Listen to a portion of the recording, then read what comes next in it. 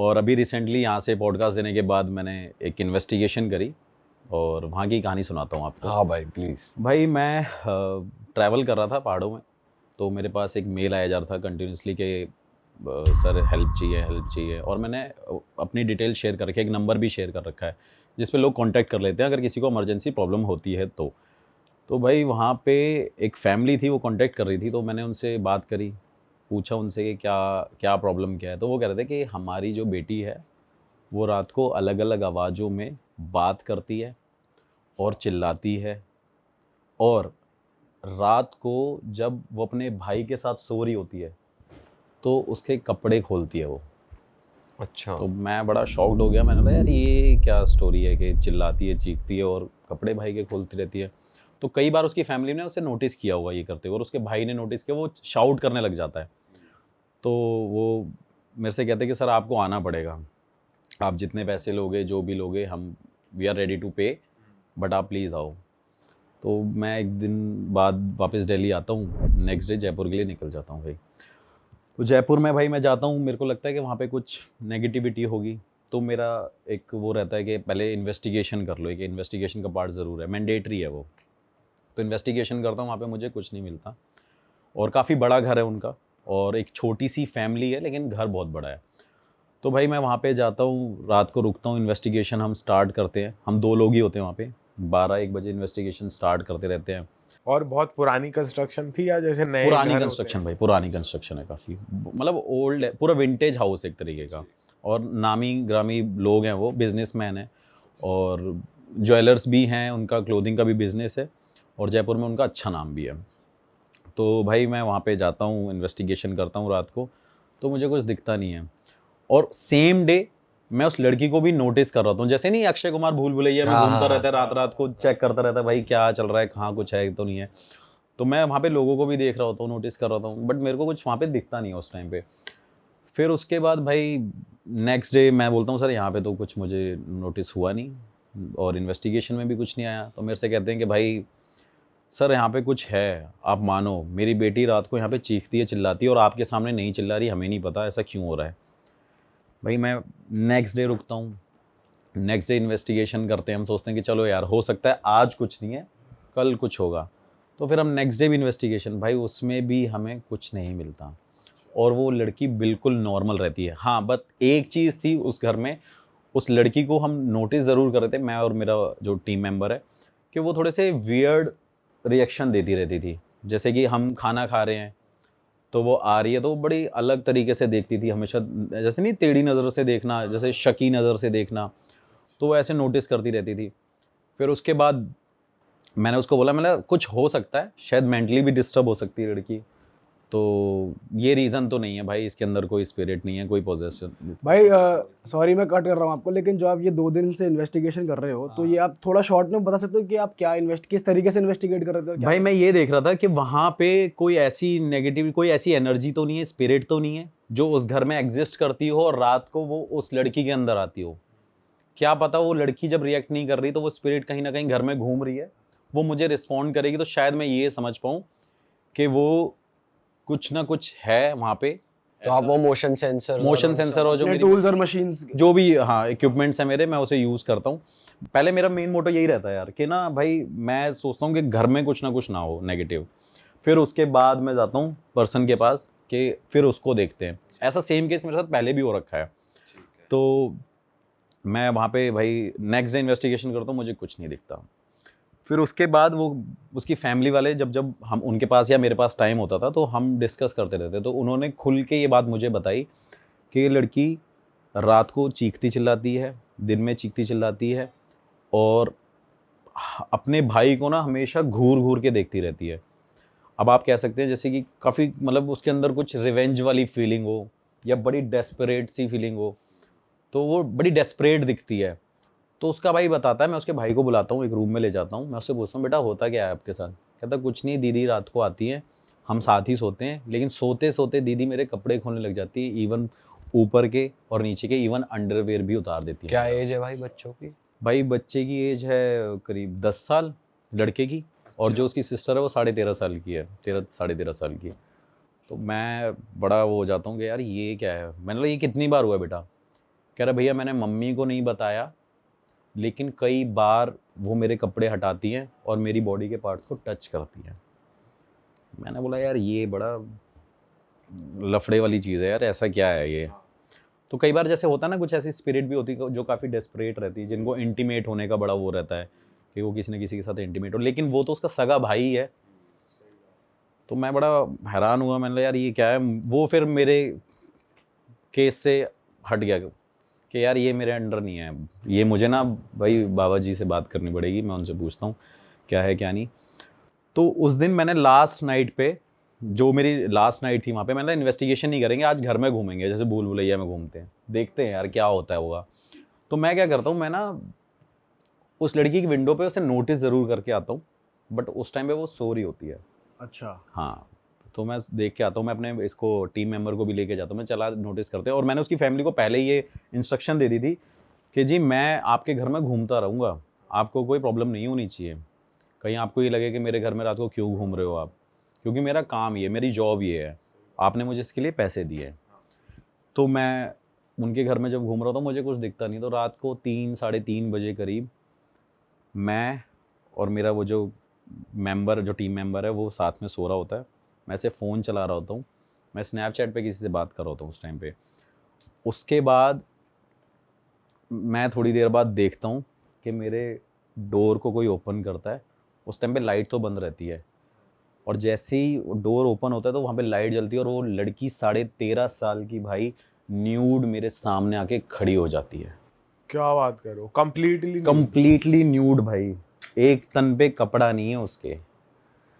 मैं हैरान हो जाता हूँ, मैं शीट लेता हूँ जो मैंने ओढ़ी हुई होती है चादर, मैं उसके शरीर पे डालने लगता हूँ। वो मेरे सामने जो साथ में कैमरामैन है वो भी फटाफट कपड़े लेता है, और फिर मैं बड़ी तेज़ चिल्लाता हूँ, और उसको पकड़ने के बाद अब तक उसकी फैमिली के लोग आ जाते हैं, उसके मदर और फादर आ जाते हैं, और वो देखते हैं। मैं उनको बताता हूँ कि जी ऐसे ऐसे ऐसे ऐसे ऐसे हो गया। कह रहा सर हम कह रहे थे ना, लेकिन उनको इतनी शर्मिंदगी महसूस होती है, मतलब ऑब्वियसली वो तो होगी यार, एक बेटी आ और रही है। वैसे वो सिर्फ आके खड़ी हुई थी या कुछ उसने करा भी भाई था? वो सिर्फ खड़ी ही हुई थी, तब तक मैंने उसको कोई सेकंड चांस दिया ही नहीं कि वो कुछ एक्शन ले। क्या पता वो मुझे मारती, क्या पता वो कोई और एक्शन लेती, तो मैंने उसे सेकंड चांस दिया ही नहीं। मैंने फटाफट कपड़े उसके ऊपर डाल दिए, और जैसे ही मैंने डाले उसकी मदर बड़ी तेज तेज रोने लग गई। मैंने बोला कि जैसे ये आपके लिए वैसे मेरे लिए भी बेटी समान समझो या मेरी बहन समान समझो। तो मैंने ये बात यहाँ तक रहेगी, आप ऐसा मत सोचो कि मैंने इसकी फ़ोटोज़ डाल देनी है, अगर हमारे पास इसकी पिक्चर्स भी है, ऐसा कुछ भी नहीं है। तो उन्होंने बोला नहीं नहीं ऐसी कोई बात नहीं है, बट ये हमने कभी एक्सेप्ट नहीं किया था, कि एक्सपेक्ट नहीं किया था कि ऐसा कुछ हो पाएगा। तो फिर वो कहते देखो मैं कहता था ना कि कुछ ना कुछ है। मैं नेक्स्ट डे वहाँ से निकलता हूँ, उनको बस इतना बोल के आता हूँ कि नेक्स्ट डे आप मेरे साथ आना, मैं आपको कहीं लेके चलूँगा, वहाँ मैं इनको दिखवाऊँगा। फिर भाई मैं उस लड़की को लेके जाता हूँ, वो मेरे घर के वहीं नियर बाय लोकेशन पे आते हैं, फिर हम साथ में ट्रैवल करते हैं। फिर मैं यूपी जाता हूँ अपने बाबा जी के पास, उनके पास उस लड़की को बिठाता हूँ। तो बिठाने के बाद हम थोड़ी देर तक वेट करते रहते हैं, बाबा अपनी पूजा पाठ कर रहे होते हैं। रास्ते में वैसे कुछ नहीं करती हो कि नहीं जाना या नहीं, उसको पता ही नहीं है कि उसे हम कहाँ लेके जा रहे हैं। एक्चुअली उसको ये पहले इन्फॉर्म कर दिया था मैंने कि इसको ये मत बताना हम कहाँ लेके जा रहे हैं, क्या पता ये फिर ना जाए, रुक जाए। फिर भाई हम उसको लेके जाते हैं, शाम हो जाती है, तो बाबा कहते हैं सुबह मिलूँगा, अब मेरी पूजा का टाइम हो गया, तपस्या का टाइम हो गया, अब मैं सुबह मिलूँगा। तो हम फिर रात को मतलब उनको होटल करा देते हैं, और फिर मेरे नोन के लोग हैं तो मैं वहाँ पे स्टे करने लग जाता हूँ। तो भाई स्टे करने के बाद नेक्स्ट डे हम मॉर्निंग में उनके पास जाते हैं, सुबह 9:30-10 बजे करीब। वहाँ जैसे ही पहुँचते हैं और देखते हैं कि बाबा वेट तो कर रहे हैं, लेकिन बाबा के हाथ में ऑलरेडी एक लाल कपड़ा है, और लाल कपड़े को वो हाथ में लेके बैठे हैं। और जैसे ही हम उस लड़की को वहाँ पे बिठाते हैं तो बाबा कहते हैं इसके पहले हाथों पे कपड़ा बांध दे। मैंने कहा क्यों? कहते मुझे पता है क्या है इसके अंदर। फिर बाबा वहाँ पे बता देते हैं, मतलब बाबा उस टाइम ओपनली ये बात बोल रहे हैं कि जयपुर से आए हो। मैंने कहा जी हाँ। तब तक फ़ोन पे ये डिस्कस नहीं हुआ था कि एक्चुअली प्रॉब्लम क्या है, कहाँ से आ रहे हैं, क्यों आ रहे हैं, क्या कारण है। तो जैसे ही हम आ जाते हैं जयपुर से आ रहे हैं, मतलब हाँ। कह रहे ये तो बड़ी बेकार लड़की है। मतलब बाबा लड़की, कह रहे लड़की मतलब बड़ी आत्मा इसकी बड़ी अशुद्ध हो रखी है, ऐसे करके बोले मेरे से। मैंने कहा क्या हुआ? कह रहे चलो बैठो। वो थोड़ी देर बैठते हैं, अपनी पूजा वूजा और ये सारी चीज़ें करते हैं, उसके बाद उस लड़की में से अलग एक वॉइस आ रही होती है जो एक्चुअली में वो 13.5 साल की नहीं लग रही, उस टाइम पे वो लग रही है 30-35 साल की लड़की।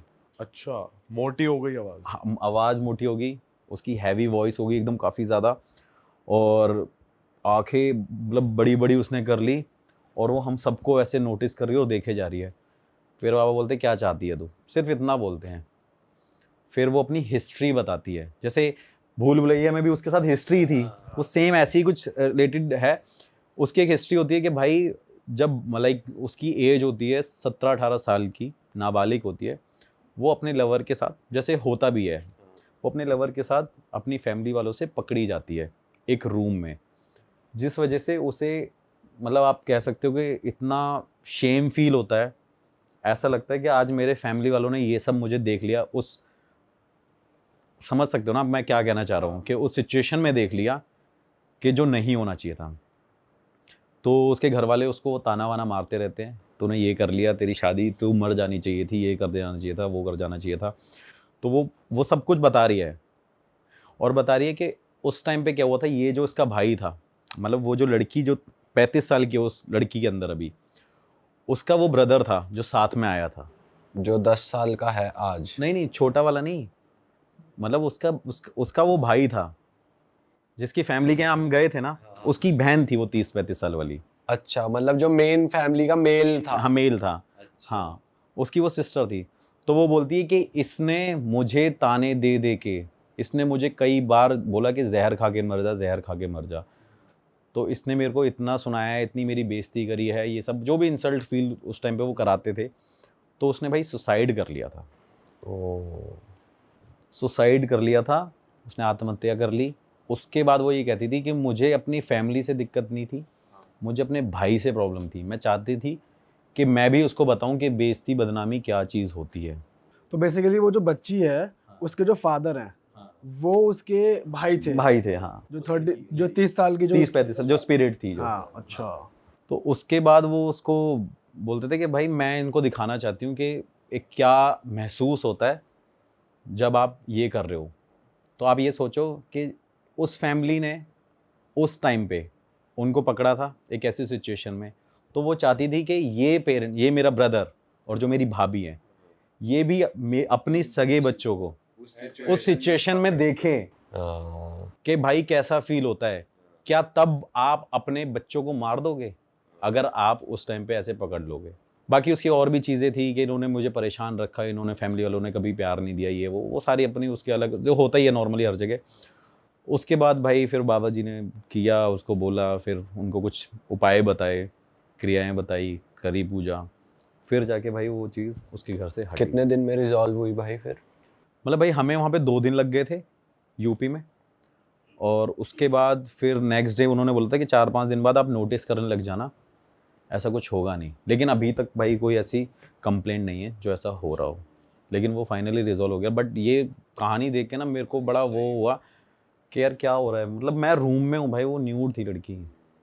भाई वो यही चीज तो बिल्कुल हैरान करने देने वाली मुझे तो है। भाई उस टाइम ऐसा हो गया कि मैंने क्या, मतलब क्या है ये, मतलब मैं तो उसे बहन बेटी ही समझ रहा हूँ, और मैं सोच रहा हूँ बताओ यार क्या हो रहा है। और उस लड़की की लाइफ देखो, उसको तो ये पता भी नहीं है, अभी वो 13-14 साल की है, कि बाद में जाके कभी जब वो बड़ी होगी, एक मैच्योर्ड होगी जब, तो उसे कभी ये पता चलेगा कि मैंने ऐसा किया था, तो वो भी रेग्रेट और शेम से।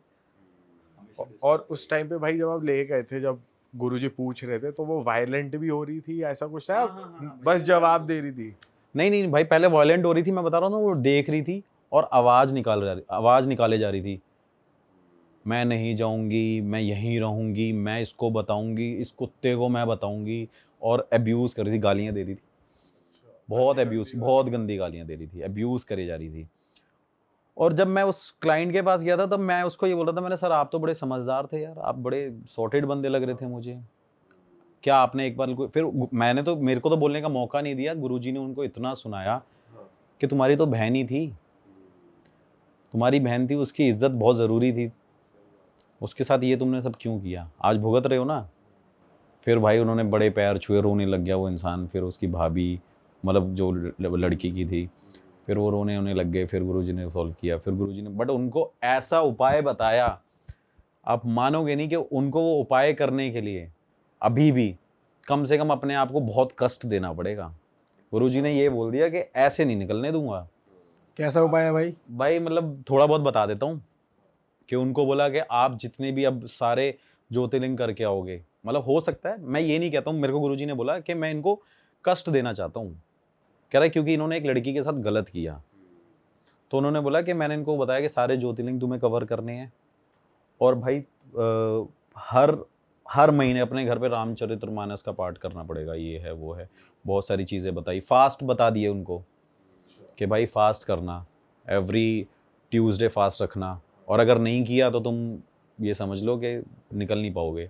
और अगर अभी वो सुन भी रहे होंगे तो उसमें कोई वो नहीं है, लेकिन उन्होंने बोला कि ऐसा होगा ज़रूर। उन्होंने बोला अगर ये नहीं करेंगे तो वो दोबारा चीज़ होगी ज़रूर। चलो इस बहाने सुधरेंगे भी। सुधरेंगे भी तो, मतलब इससे एक ये मैसेज भी है भाई कि आप अगर कल को कुछ ऐसी कुछ चीज़ करके बचना चाहो तो भाई इतना भी ऐसा- कर्मा आपको कहीं ना कहीं वापस मिलता ही मिलता है। तो इससे बहुत कुछ लेसन्स मिलते हैं कि भाई आप अपने फ्यूचर में कभी, चाहे कोई भी फैमिली हो, कभी ऐसा देख रहे हो तो बजाय उसे मारने के उसे बैठ के समझा सको कि ये सब ना हो। वरना देखो ना कैसा रिजल्ट है कि मैं गया हूँ वहाँ पे एक चीज़ सॉल्व करने और मेरे सामने ये सब हो रहा है, मेरे से तो वो डाइजेस्ट ही नहीं हुआ। बट फिर उन्होंने मेरे को बोला, मैंने फिर वहाँ पे जो वीडियोस हम नॉर्मली रात को बनाते थे भाई मैंने उनके सामने डिलीट कर दी, फोटोज़ थी मैंने डिलीट कर दी। मतलब ये चैप्टर यहीं पे क्लोज कर देते हैं। सही सही करा भाई आपने। भाई लास्ट टाइम हमने यार बहुत ऐसे जो इंडिया की बहुत फेमस जगहें हैं वहाँ के आपके एक्सपीरियंसेस लिए थे। इस बार कुछ और हैं अपने पास जो लास्ट टाइम नहीं बच गया था, कवर भाई नहीं बच्चे करता। तो बहुत सारे हैं, लेकिन अभी एक रिसेंटली मैं यूपी में ही हूँ, मतलब यूपी में ज़्यादा होता है मुझे ऐसा लगता है। हर बार मैं यूपी में, मतलब वैसे तो मैं ऑल ओवर इंडिया ट्रैवल करता हूँ और करता भी हूँ इन्वेस्टिगेशन, बट यूपी में थोड़ा सा मेरे लिए ईजी हो जाता है क्योंकि वहाँ मेरे सोर्स स्ट्रॉन्ग है। और यूपी में एक स्पेसिफिक प्लेस नहीं, हर जगह ऑल ओवर यूपी में। हाँ। तो क्या है, मेरे को इन्वेस्टिगेशन करने में प्रॉब्लम नहीं होती, तो वहाँ सपोर्ट रहता है मेरे को। तो भाई वहाँ पे ना एक फर्रुखाबाद, और आपने ये कन्नौज सुना होगा, कन्नौज के राजा भी थे ऐसे करके। भाई ये स्टोरी आई थिंक 3-4 साल पुरानी है। वहाँ पे एक बस थी, मतलब वो इंडिया का सेकंड रोड एक्सीडेंट है सबसे बड़ा, और पहला मेरे हिसाब से शायद साउथ साइड में हुआ था और सेकंड हुआ था यूपी के अंदर। वहाँ पे एक बस थी भाई, वो बस ट्रैवल कर रही थी फर्रुखाबाद से जयपुर की तरफ। प्राइवेट बस थी वो, डबल डेकर बस थी। तो सर्दी का काफ़ी ज़्यादा वहाँ पे इफ़ेक्ट पड़ रहा था, कोहरा वोरा बहुत ज़्यादा हो रहा था। तो और आपको पता ही है हाईवे पे बस खाली जगह मिलती है, बस वाले गाड़ी भगाने लग जाते हैं। तो भाई वो बस काफ़ी तेज़ चल रही थी, स्पीड में थी, सामने से ट्रक आ रहा था, वो दोनों आपस में टकराए। और ये जगह मैं आपको बताता हूँ, ये एग्जैक्ट एक घुलैया जगह पड़ती है कन्नौज के पास, छिवरामू और कन्नौज के पास एक घुलैया एक जगह है। और वहाँ पे काफ़ी ज़्यादा फेमस है वो जगह भी, क्योंकि वहाँ पे एक राजा भी है, वो उसकी वजह से फेमस है, वो भी मैं आपको बताऊँगा आपको आगे। तो वहाँ पे जब वो बस आपस में टकराई भाई, तो बस में आई थिंक 84-85 लोग थे, डबल डेकर बस थी, उसमें फैमिलीज़ थी, न्यूली मैरिड कपल थे, बच्चे थे, बूढ़े थे, हर तरीके के लोग थे।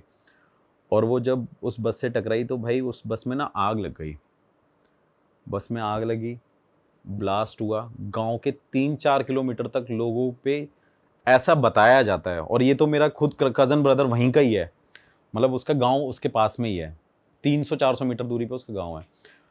तो ऐसा बताया जाता है कि वहाँ पे 3-4 किलोमीटर तक वो आवाज़ें आ रही थी, चीखने चिल्लाने की, इतना शोर था और ब्लास्ट की आवाज़ें आ रही थी। तो भाई वो जब बस जली वहाँ पे, तो उस जलने में जितने भी लोग थे भाई वहाँ पे, उसके अंदर भाई जैसे कैंडल नहीं जलती मोम की तरह, वो पिघल रहे थे, पिघल रहे थे। बच्चे खिड़की से लटके हुए थे, उनके सर से ना, मतलब आप समझ लो वो मोम की तरह पिघल रहे हैं। ऐसा कोई इंसान नहीं था गांव का जिन्होंने वहाँ पे बचाने की कोशिश नहीं करी। मेरा कज़न ब्रदर भी इंक्लूडेड था वहाँ पे, उनको बचाने की कोशिश कर रहे थे, लेकिन इतनी आग थी वहाँ पे। और रीज़न क्या था, फॉग था, टकरा गई। जो ट्रक था उसमें राशन का सामान था, उसमें ऑयल था जो रिफाइंड होता ही होता है, तो उसने और ज़्यादा आग पकड़ ली। आपको मैं उसकी स्टोरीज़ भी शेयर करूँगा, फ़ोटोज़ शेयर करूँगा। तो भाई आप देखना वहाँ पे ना मतलब वो मोस्टली सारे लोग जल गए। रीज़न क्या था उसमें एग्जिट ना होने का, निकलने का? क्योंकि आपने देखा प्राइवेट बसेस में बैक का जो हिस्सा होता है वो पीछे वहाँ शीशा विंडो नहीं होता, पूरा कवर्ड होता है वो, है ना, शीट से। और ये वाले जो डोर होते हैं वोल्वो बसेस में, इसमें सारे ऑटोमेटिक होते हैं, वो बटन से ही खुलते हैं। तो वहाँ पे एग्जिट का कोई पॉइंट नहीं था, और डबल डेकर बस तो वैसे ही थी, तो निकल नहीं सकते थे। तो भाई उसमें इतने लोगों की डेथ हो गई। डेथ होने के बाद मोदी जी ने, योगी जी ने, राहुल गांधी जी ने, सब ने ट्वीट भी किया था। और काफ़ी लोग, योगी जी वहाँ पे पहुँचे भी थे, बहुत सारे लोगों ने वहाँ पे ट्वीट किया था आत्मा की शांति के लिए। तो फिर भाई वो मेरे भाई ने मेरे को जगह बताई कि ऐसी ऐसी यहाँ पे कहानी हुई है। ऑल्दो मैंने देखी थी, लेकिन कभी ऐसा सोचा नहीं था मैं वहाँ पे जाऊँगा। भाई मैं वहाँ पे पहुँचा रात को। रात में पहुँचने के बाद मैंने वहाँ के लोगों से इंट्रोडक्शन लिया उनका कि भाई आप यहाँ पे थे, कि आपने क्या यहाँ पे नोटिस किया था? कह रहे लोग ऐसे ऐसे जल रहे थे, ये है वो है। और उसके बाद हम सीधा पॉइंट पे आते हैं कि भाई वहाँ पे वो बस खड़ी रही जहाँ पे वो जली थी, उस हाईवे पे। किसी ने हिम्मत नहीं करी उसको हटाने की। पुलिस वालों ने नहीं बस हटाई, वो लोकल लोगों ने नहीं हटाई, किसी ने नहीं हटाई। जितने भी क्रेन वाले थे वो मना कर रहे थे। नेक्स्ट डे, क्योंकि उस रात में जब वो बस जली, नेक्स्ट डे सुबह वहाँ पे एक्सीडेंट होने लग गए उस रोड पे।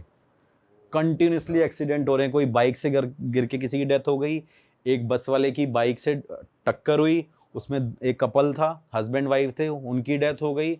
तो भाई वो नेक्स्ट डे मॉर्निंग में वो सब होने लग गया वहाँ पे, विद इन 400-500 मीटर के अंदर। तो वहाँ पे ये हो गया कि भाई यहाँ पे ये सब इनकी वजह से हो रहा है। उसके बाद क्या हुआ, किसी ने क्रेन वाले को ज़्यादा पैसे दिए। और आपने कभी भी सुना होगा कि एक्सीडेंट होता है तो जो भी वहाँ पे व्हीकल होता है वो पुलिस स्टेशन जाता है, कि किसी ऐसी जगह लेके वहाँ पे उसको सबमिट कर देते हैं। लेकिन भाई उस क्रेन वाले ने 50,000 रुपये लिए थे उस बस को 250 मीटर रखने पे, और गांव वालों ने मिलके पैसे दिए उसके। पुलिस वाले भी नहीं आए, क्योंकि पुलिस वालों ने मना कर दिया कि हम नहीं हटा पाएंगे। मतलब इतना डर था। फिर मैं गया इन्वेस्टिगेशन करने। भाई मैंने पूछा कि क्या होता है यहाँ पे। वहाँ पे गांव के लोगों ने हवन कराया, पूजा कराई, मिल के मेन रोड को ब्लॉक करके वहाँ पे बहुत बड़ी पूजा कराई थी कि वहाँ पे जितनी भी आत्माएं उनको शांति मिले। लेकिन भाई वहाँ पे कोई भी उस चीज़ से बच नहीं पाया। वहाँ पे कंटिन्यूसली जितने भी लोकल लोग हैं सोते हैं, वहाँ पे चीखने की आवाज़ आती है, चिल्लाने की आवाज़ आती है, रोने की आवाज़ आती है। और लोगों को, जब गांव में लोग होते हैं ना छत पे सोते रहते हैं, तो लोग जो ऊपर सोते थे उनको वो सारे बस में लोग विजुअल्स आते हैं जलते हुए, लटकते हुए, दिखते हुए। और उसके अंदर भाई उन्होंने वहाँ पे जो बस में है पूजा कराई। और उस बस में मैं गया था भाई, मैंने खुद अपने हाथों से हड्डियाँ उठाई हैं। क्या बात कर रहे हो? उसमें इतनी एशेज है ना, इतनी राख है उस पूरी बस के अंदर, हड्डियाँ अभी तक पड़ी हुई हैं, अभी तक। और वो बस कहाँ पे खड़ी हुई है? किसी रैंडम मैदान में? हाँ, रैंडम जगह पे 250 मीटर दूरी पे ही है। तो उसे भाई गवर्नमेंट भी नहीं वो डिस्पोज नहीं भाई, हटाया ही नहीं। इतना डर है, इतना खौफ है उसका।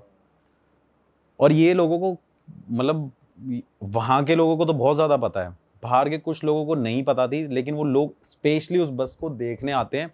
वो भी मानो कि बहुत दूर से देख के जाते हैं और फोटोज़ क्लिक करते हैं। आज भी वो ट्रेंड बन चुकी है बस वहाँ पे।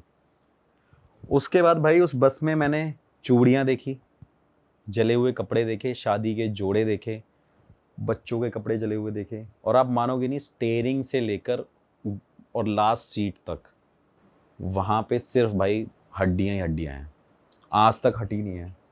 ऐसी की ऐसी खड़ी है। अभी मैं लास्ट रिसेंटली होके आया हूँ, और 3-4 साल तो मुझे हो गए उस बस को देखते हुए, आई थिंक। फिर भाई हम वहाँ पे गए, इन्वेस्टिगेशन मैंने करी। रात को बस में गए, मुझे बड़ा डर लगा। उस बस में ठंड लगने लगी काफ़ी ज़्यादा। तो फिर मैंने वहाँ पे कुछ सवाल पूछे, तो मुझे आंसर्स मिले उसके कि हम हैं, हम अपनी फैमिली को मिस करते हैं, हमें वापस इस दुनिया में आना है। उसमें से कुछ बच्चों की भी स्पिरिट है जो वहाँ पे अभी भी कहती है कि हम घूमने जाते हैं, मतलब हम निकलते हैं, हम हैं अभी भी यहाँ पे। मैं करके आया, इन्वेस्टिगेशन करके आया। मैंने बोला लोगों को कि कोई बात नहीं, आप पूजा वूजा करा लेना, हो जाएगा ठीक। भाई फिर वो थोड़े टाइम तक हुआ। फिर थोड़े दिन बाद क्या हुआ भाई, एग्जैक्ट जो बस का पॉइंट था वहाँ पे दोबारा एक और ट्रक चलते चलते, रिसेंटली चलते चलते उसके सामने पूरी फैमिली खड़ी हो गई है और उस ट्रक वाले ने गाड़ी को मोड़ा है और उसका पूरा ट्रक गिर गया, उस बंदे की एक्सीडेंट में डेथ हो गई।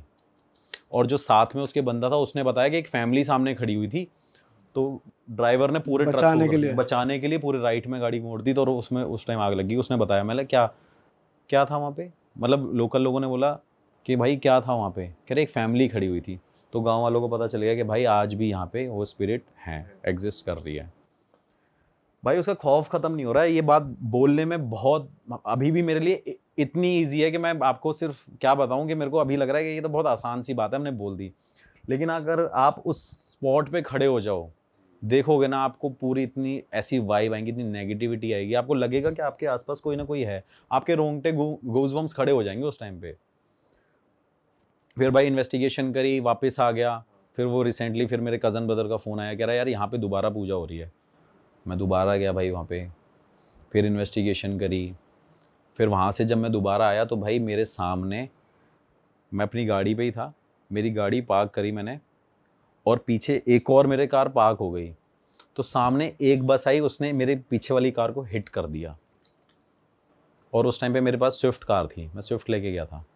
तो मेरी कार बच गई और उस बस ने उसको जब हिट किया तो वो कार ऐसे जाके चली गई। और मुझे लगता है वो चीज़ शायद मेरे साथ होने वाली थी, बट मेरी किस्मत इतनी मतलब तेज़ कह लो कि मैं बच गया।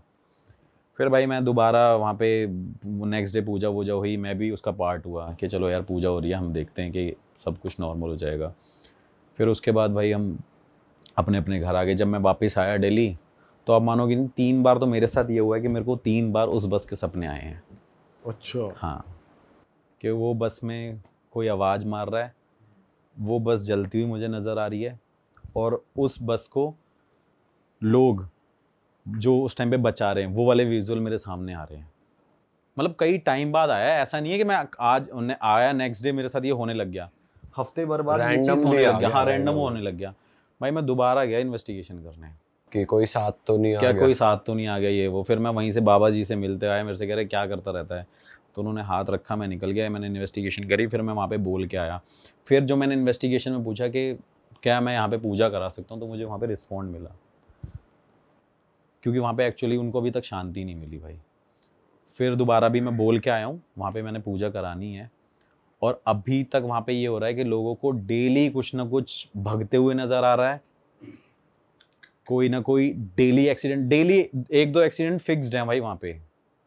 पर भाई जब हवन हो जाता है तब तो कहते हैं कि जैसे बड़े बड़े हवन होते हैं तो शांति मिलने लग जाती है, पर यहाँ तो देखो मैं बताता हूँ, अब इससे एक चीज़ कनेक्ट कर लेते हैं हम। अभी जैसे इंडिया का मैच हुआ था लास्ट, तो वाराणसी में हर मंदिरों में भाई हवन और पूजा हो रही थी कि भाई मैच जीत जाए। तो भाई ऐसा नहीं हुआ ना, कुछ ना कुछ या तो कमी रही होगी, या जो ऊपर लिखा हुआ है भगवान ने वही होना है। तो भाई कुछ हवन में कमी रही होगी, या कह लो कि वो जस्टिस नहीं मिल पाया अभी तक। भाई मिला था आपको रिस्पांस वहाँ पे कि हम मुक्त नहीं हुए हैं? हाँ भाई, वो रिस्पॉन्स मिले, तभी तो मैं दोबारा वहाँ पे जा रहा हूँ। मेरा पूजा कराने का कारण यही है कि भाई कम से कम वहाँ के लोग अभी बच जाएं और वहाँ पे एक्सीडेंट ना हो। तो भाई वहाँ पे कंटिन्यूसली अभी तक ये चल रहा है। भाई ऐसा कहते हैं ना कि जैसे लास्ट राइट्स परफॉर्म नहीं हुए, पिंडदान नहीं हुआ, किसी को मुक्ति नहीं मिल पाई, किसी की अस्थियाँ नहीं भा पाए ना। सबसे बड़ा रीज़न तो ये भी है कि सबकी एशेज वहाँ पे मिल गई, हड्डियाँ मिल गई, कोई उठाने वाला नहीं है, किसी को यही नहीं पता अब कौन किसकी हड्डियाँ उठाएगा, कौन किसकी राख उठाएगा, यही नहीं पता लोगों को। लोग तो आइडेंटिफाइड हैं कि इन लोगों की डेथ हुई है उस टाइम पे, पर कौन से किसका लेकिन है? कौन किसको उठाएगा। तो वो रीज़न, मेजर एक रीज़न ये भी है भाई वहाँ पे। तो ऐसा भी है भाई। और ये इंडिया का सबसे बड़ा एक्सीडेंट था, सेकंड एक्सीडेंट, रोड एक्सीडेंट था। अरे वाह, आपने ये वीडियो यहाँ तक देख ली भाई, तुमने हमारी मेहनत सफल कर दिया। तुम ही लोग हो असली रियल हिट। और अगर आपको बहुत मज़ा आ रहा है ऐसी क्लिप्स में, ऐसी वीडियोस में, तो फटाफट जाइए प्लेलिस्ट पे, बिंज वॉच कीजिए और सारी वीडियोस देख डालो और मौज काटो। That is it. हम मिलेंगे नए पॉडकास्ट में, नई क्लिप में। Till then bye bye, see you, take care, do subscribe.